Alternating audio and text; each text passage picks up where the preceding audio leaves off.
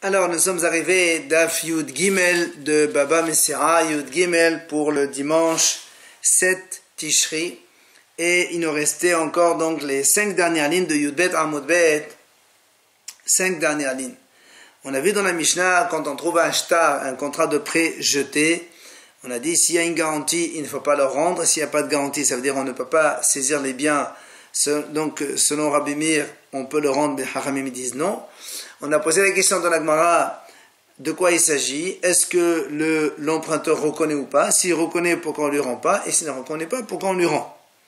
On a répondu finalement que l'emprunteur reconnaît. Pardon. Il reconnaît donc avoir emprunté cette somme-là, mais pourquoi on ne lui rend pas? Parce qu'on craint qu'il a écrit le shtar à Nissan, et le prêt n'a eu effectivement qu'à Tishri. Et alors, lorsqu'il va donc venir rembourser, s'il n'a pas d'argent, le prêteur, il va donc devoir saisir les biens qu'il avait vendus entre-temps, alors que lui, il a vendu entre Nissan et Tishri, et l'argent, il ne lui a donné qu'à Tishri, il va donc saisir des biens de façon illégale.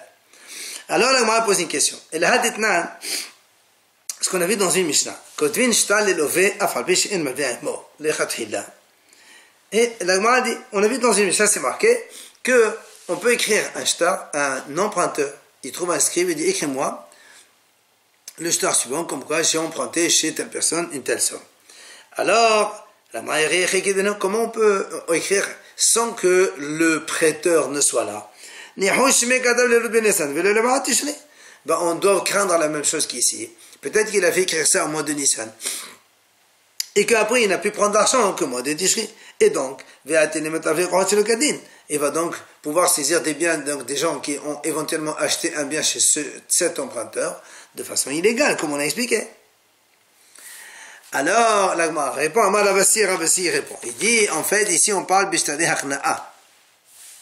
Deha Sha'bid Nafshi. Il dit, Rabassi, en fait, ici on parle de quelqu'un qui, lorsqu'il a écrit le shtar, il a fait acquérir ses biens au prêteur dès l'écriture. Donc, il a fait donc il a hypothéqué ses biens pour le prêteur dès l'écriture. Donc, même s'il va les saisir après, c'est tout à fait légal. Alors, dans ce cas, on a dit, c'est comme ça. La Mishnah, quand on a dit, s'il y a une hypothèque, alors il ne doit pas rendre. Et on a établi comme quoi l'emprunteur reconnaît avoir donc emprunté cette somme. Et on a dit, et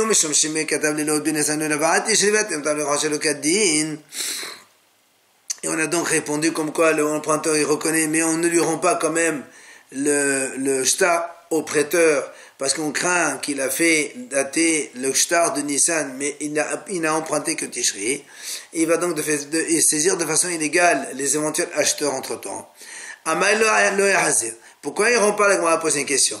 Merci, on n'a qu'à voir. Et si c'est un shtar dans lequel l'emprunteur il a fait donc hypothéquer ses biens depuis l'écriture, dans ces cas-là, c'est tout à fait légal que le prêteur il va saisir les biens, donc même s'il n'a donné l'argent qu'après. Maintenant, si maintenant c'est un shtar dans lequel il n'y a pas de hypothèque dès l'écriture, on n'a pas à craindre qu'il aille saisir, parce que dans ces cas-là, puisqu'on vient de dire maintenant que quand il n'y a pas la présence du prêteur, un scribe ne peut pas écrire à l'emprunteur sans la présence du prêteur quand il ne s'agit pas d'un shtar avec hypothèque au moment même de l'écriture. Alors, Amalé Rabassi vient, Rabassi répond. Il dit, c'est vrai. C'est vrai, même si quand il n'y a pas le prêteur présent, on n'écrit pas des shtars simples. On écrit un shtar avec hypothèque à l'écriture même, à la date de l'écriture, on n'écrit pas. Dans ces cas-là, pourquoi on ne lui rend pas?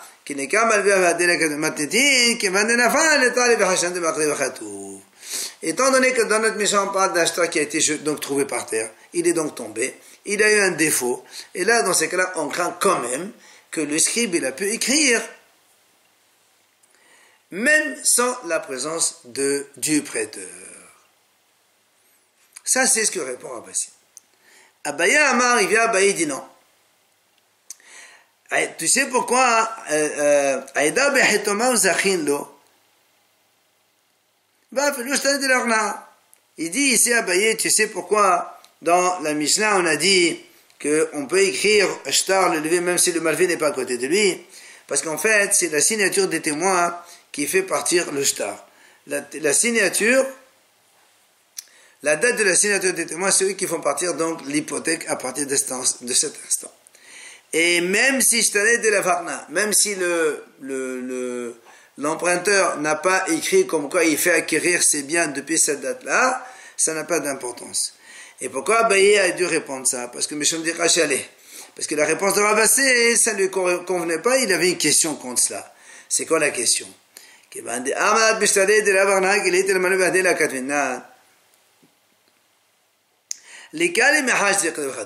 Puisque tu me dis, quand il n'y a pas le prêteur présent, le scribe ne va pas écrire un shtar normal pour l'emprunteur. Alors tu ne vas pas me dire maintenant, puisqu'on l'a trouvé par terre, peut-être qu'il a pu le faire. Si on dit qu'on ne le fait pas, c'est qu'on ne le fait pas. C'est pour ça qu'Abaye a dû trouver notre réponse. Maintenant, on a posé une question sur ce qui vient de Abaye, puisque tu dis la signature des témoins, c'est elle qui va décider de la date. Alors dans une Mishnah, nous on a vu Masa Gite Nashim, si quelqu'un y trouve des actes de divorce, ou Shehdo d'Avadim, ou des libérations d'un esclave, ou Dayatik, il a trouvé des dons, donc des donations, actes de donation du vivant. Ou bien Matana, il a trouvé donc quelqu'un qui a fait un don, un cadeau à d'autres, écrit dans un shtar. Ou encore enfin un chouvar, c'est-à-dire un reçu, comme cas, monsieur, il atteste avoir reçu la somme de tel homme. La Mishnah dit là-bas, il ne faut pas les rendre. Pourquoi? De peur que le monsieur qui les a écrits, mais il ne les a pas donnés. Imaginons le monsieur qui a écrit le divorce à sa femme, il ne lui a pas encore donné. Ou bien il voulait donner un cadeau, après il a regretté. Selon toi, Abaye, même si songe d'avis, toi tu dis du moment où il y a la signature des témoins, ça part la date effective du contrat, elle va selon la signature des témoins. Donc si les témoins sont signés, donc tu peux le donner, ça y est. Pourquoi ici on dit on ne rend pas? Alors il te répond, Abaye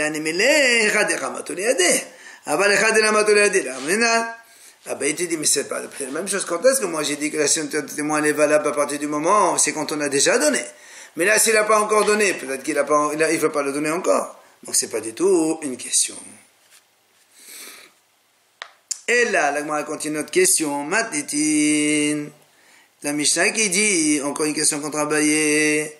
La Mishnah qui dit, si quelqu'un trouve des contrats de prêt. On a dit dans notre Mishnah, s'il y a une garantie, donc une hypothèque des biens, au cas où il rembourse par l'autre, il lui saisit ses biens, il ne rend pas. Et nous avons établi dans la Gemara que dans cette Mishnah, on parle que l'emprunteur, il avoue, c'est vrai qu'il doit cette somme-là. Alors pourquoi tu ne le rends pas au prêteur? On a peur, peut-être qu'il a écrit à Nissan, il a donc emprunté véritablement que le mois de Tishri. Alors,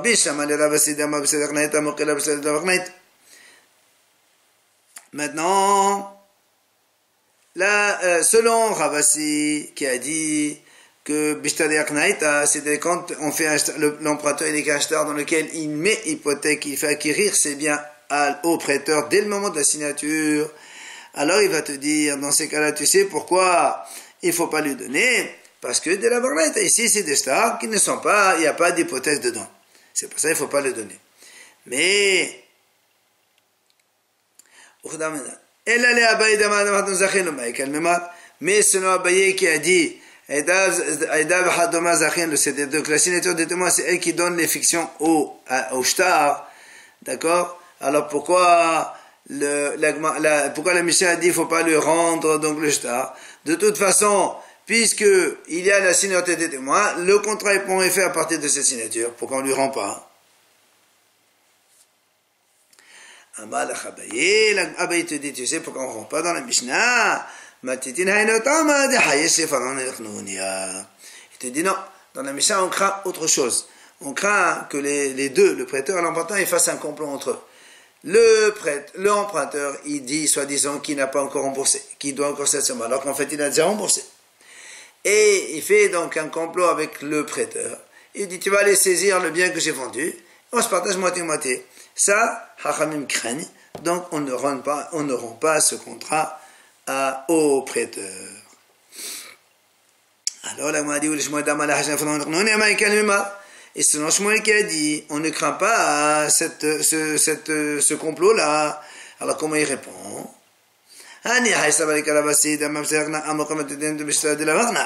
Donc si il pense comme Rabassi, comme quoi il y a une différence entre acheteur dans lequel il y a l'emprunteur, il fait hypothéquer ses biens au prêteur depuis la signature.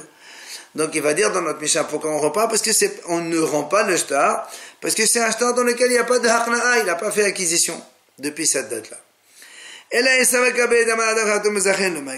Mais si Shmuel il pense qu'on m'a payé comme quoi c'est un signature des témoins dans le contrat qui est effectif, pourquoi dans la Mishnah on ne peut pas lui rendre? La signature des témoins, c'est elle qui est importante, la date de la signature c'est celle la plus importante.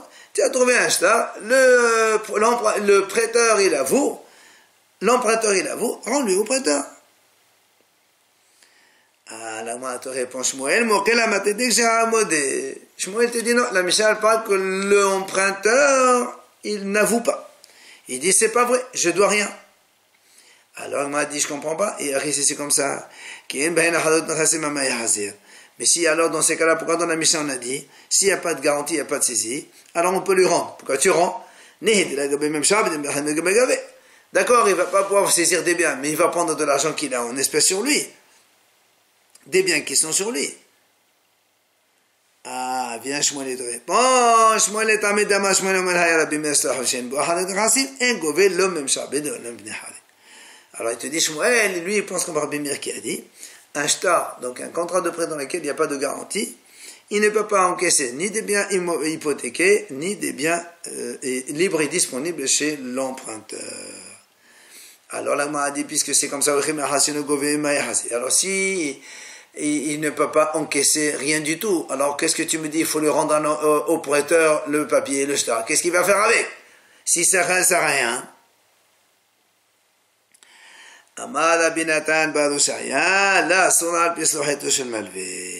Il dit non, le prêteur il le veut, il utilise ce papier comme couvercle pour couvrir ses ustensiles chez lui là-bas à la maison. Alors pourquoi tu ne rends pas à l'emprunteur pour que lui aussi il recouvre avec ses ustensiles? Elle répond,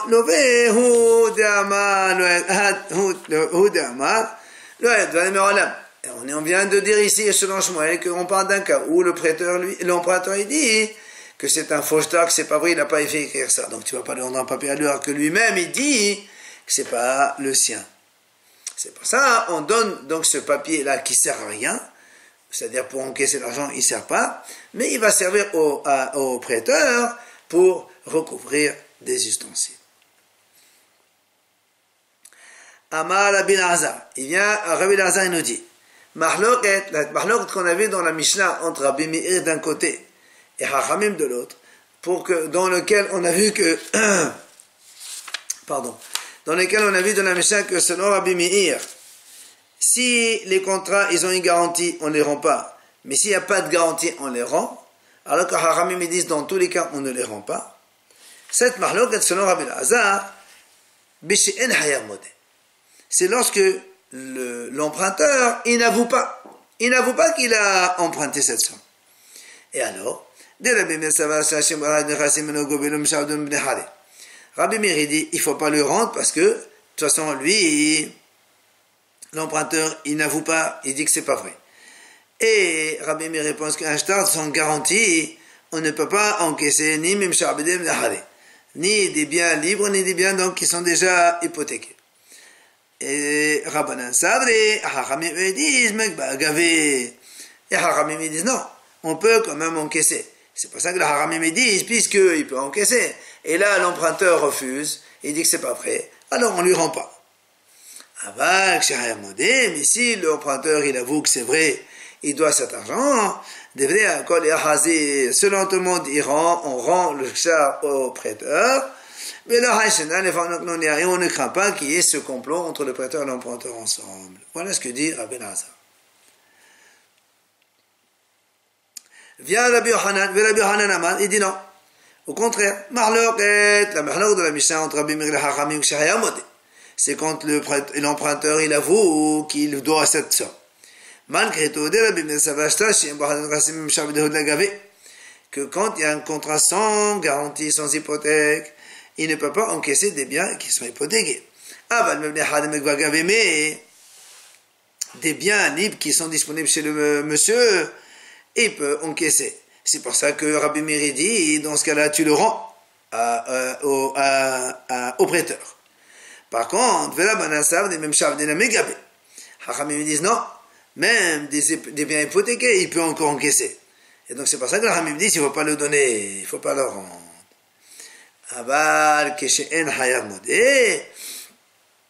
Mais si l'emprunteur, il n'avoue pas, il dit c'est pas vrai, je ne dois rien du tout, selon ton mot, ils diront pas, parce que justement, s'il dit j'avoue pas, s'il dit pardon, j'avoue, il avoue que c'est quand il avoue que c'est pas vrai, alors on ne rend pas parce que peut-être il a déjà remboursé. Alors, la Gemara dit, Tania qui va être Rabbi Hanan, ou tu vas être Rabbi Elazar Bahada, ou tu vas être Shmuel Betati. La Gemara dit, il y a une braïta ici, elle est comme Rabbi Hanan, ce qu'on vient de dire maintenant, on va le voir, mais automatiquement, elle est une question contre Rabbi Elazar. Et la Gemara dit, cette braïta, il y a une objection contre Rabbi Elazar et deux objections contre Shmuel. C'est quoi cette braïta? Quelqu'un il a trouvé des contrats de prêt avec des garanties d'hypothèque. Même si tous les deux ils sont d'accord que c'est vrai, le prêteur comme l'emprunteur, il ne rend pas ni à l'un ni à l'autre. Ça c'est la braïta. Encore la braïta continue. Si maintenant il n'y a pas de possibilité d'hypothèque, si l'emprunteur avoue que c'est vrai, alors on rend malvé. Et mais s'il n'avoue pas, l'emprunteur dit que c'est pas vrai, il ne rend pas ni à l'un ni à l'autre. Pourquoi? Parce que Rabbi Meir dit des contrats de prêt dans lesquels il y a une garantie, on peut encore encaisser bien sûr des biens mesharbadim, c'est pour ça qu'il ne faut pas le rendre. Et quand il n'y a pas de garantie, il peut prendre des chassim de hadim, c'est-à-dire des biens libres qui sont disponibles chez l'emprunteur. Mais les Hachamim disent, dans les deux cas, il peut encaisser, c'est-à-dire qu'il y a de garantie ou pas, il peut encaisser des biens qui sont hypothéqués. Alors, maintenant, la Gemara développe. Donc ça, c'est la braïta. De cette braïta, la Gemara dit, il y a une objection contre Rabbi Elazar dans un domaine. Lequel? Lui, Rabbi Elazar, il a dit comme ça. Les Rabbi Meir, Rabbi Elazar, on a vu tout à l'heure, il a dit, selon Rabbi Meir, un shtar dans lequel il n'y a pas de garantie, et no govim nechassim mesharbadim, velo machzim lahadim. Il dit donc qu'un shtar dans lequel il n'y a pas de garantie, on ne peut pas l'encaisser, ni des biens hypothéqués, ni des biens libres. Et Rabbi Elazar, il a dit aussi, que ce soit pour Rabbi Meir ou pour Hachamim, on a dit tout à l'heure qu'on ne craint pas qu'il y ait un complot entre le prêteur et l'emprunteur. Ça, c'est ce qu'il a dit Rabbi Elazar. Maintenant, la question, elle est de la braïta. Hein, pourquoi? Nous, on a vu dans la braïta un contrat dans lequel il n'y a pas de garantie. Donc, alors que selon Rabbi Elazar, Rabbi Meir dit que quand il y a un shtar sans ahadayut, il ne peut pas encaisser.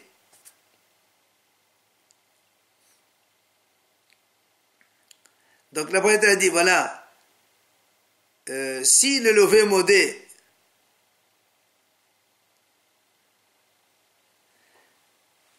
Donc la Braïta dit, donc il peut pas, donc un shtar dans lequel il n'y a pas de garantie, donc il n'y a pas d'hypothèque, selon la Braïta, il ne peut pas saisir des biens qui ont été donc vendus, hypothéqués, mais il peut il peut prendre des Mnehorin. Alors que nous on a vu, selon Rabbi Lazar, que il ne peut pas prendre ni des biens, ni des Mnehorin. Ça c'est pour une question. Deuxième question. Et en plus, puisque dans la Braïta on voit que même si les deux sont d'accord dans le cas où le shtar il est avec une garantie, voilà, la Braïta dit même si tous les deux sont d'accord, on ne donne pas, on ne rend pas. Pourquoi? Parce qu'on craint qu'il y ait un complot. Alors que nous, ce que dit Gemara, donc, alors que Rabbi Lazar, il a dit tout à l'heure, que aussi bien selon Rabbi Haramim, on ne craint pas Knunia. Donc, tu vois bien qu'il y a une objection contre Rabbi Lazar. Seulement, le problème, c'est que nous, on a dit qu'il y a une seule objection contre Rabbi Lazar. Et là, on voit qu'il y en a deux. C'est pour ça que la Gemara a dit, mais voilà, et ces deux objections, c'est pas une seule. Comment ça se fait que tu dis, il y a une seule objection contre Rabbi Lazar? Alors, la Gemara répond, effectivement, Hadahu, bien qu'il y ait deux questions, mais en vérité, la raison, elle est la même pour les deux. C'est quoi? C'est parce que justement, parce que Rabbi Lazar, il a dit que la mahlok de Rabbi Hachamim, c'est quand l'emprunteur, il n'avoue pas. Alors, c'est pour ça qu'il a été obligé de dire, puisqu'il n'avoue pas, selon Rabbi Meir, puisqu'il n'avoue pas, il ne peut pas prendre même pas devenir Horin, puisqu'il n'avoue pas. Donc, puisque il y a, tu vois bien, c'est la même raison, quand il dit, il ne prend pas devenir Horin, selon Rabbi Meir, et Haïchenan,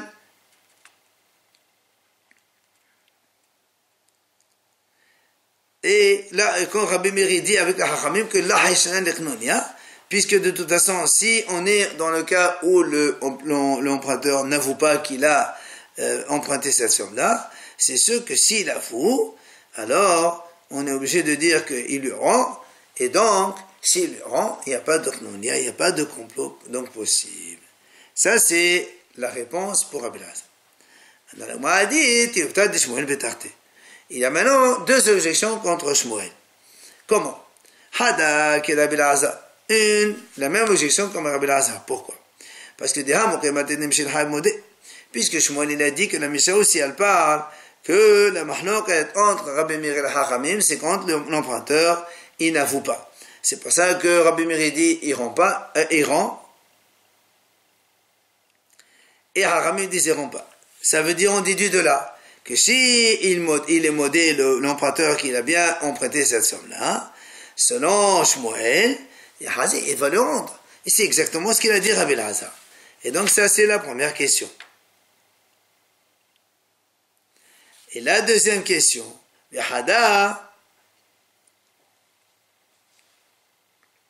et donc ça c'est la première question parce que dans la Braïta on a vu que quand Hayab Modé, lorsque l'emprunteur il avoue, selon Rabbi Meir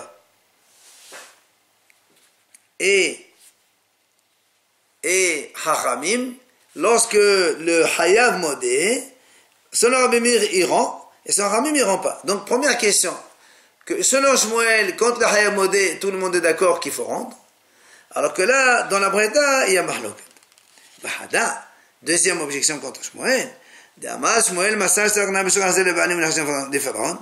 que Shmuel il a dit que si on trouve un shtar haqna'a, un shtar avec dans lequel le monsieur, l'emprunteur, il hypothèque ses biens depuis les signatures, et donc on a dit dans ces cas-là, tu peux le rendre au prêteur, et on ne craint pas les pharaons, c'est-à-dire on ne craint pas que l'autre il a déjà remboursé. Eh bien, ça c'est la deuxième question, puisque la Braïta, nous on a vu que dans la Braïta, nous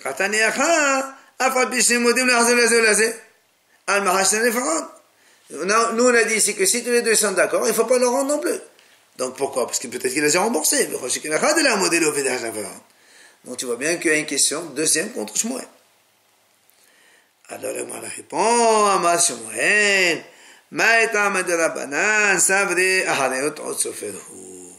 Le Gemara dit en vérité, la raison de Shmuel, pourquoi Shmuel il a dit dans la Mishnah que les Hachamim ils disent il ne faut pas rendre même s'il n'y a pas Aharayot Nechassim, parce que pour eux, Hachamim ils disent qu'un shtar, même s'il ne figure pas là-bas, Aharayot Nechassim, c'est des garanties d'hypothèque au cas où il n'a pas de quoi rembourser, il va saisir les biens, même si cette clause ne figure pas, elle est automatique dans tous les shtars. C'est pour ça que Shmuel dit dans la Mishnah, il ne rend pas, et donc c'est la raison pour laquelle il ne peut pas poser la question contre Shmuel. Même si la Braïta, elle dit,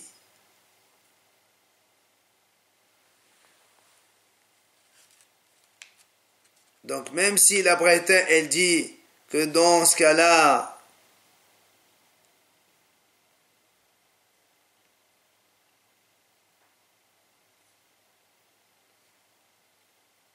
c'est pas, même si la Braïta, en fait, il n'y a plus de questions, puisque Shmuel il dit dans la Mishnah, pourquoi on a dit un shtar chez Emboahlayut, selon les Hachamim, on ne le rend pas, hein? Et bien tout simplement parce que les Hachamim ils disent que si tu le rends, puisque les Hachamim pensent que quand il n'y a pas d'Ahlayut, elle est automatique, il va quand même pouvoir encaisser et saisir les biens qui ont été vendus entre temps, alors c'est pour ça que tu ne le rends pas. Sinon, on va le faire perdre.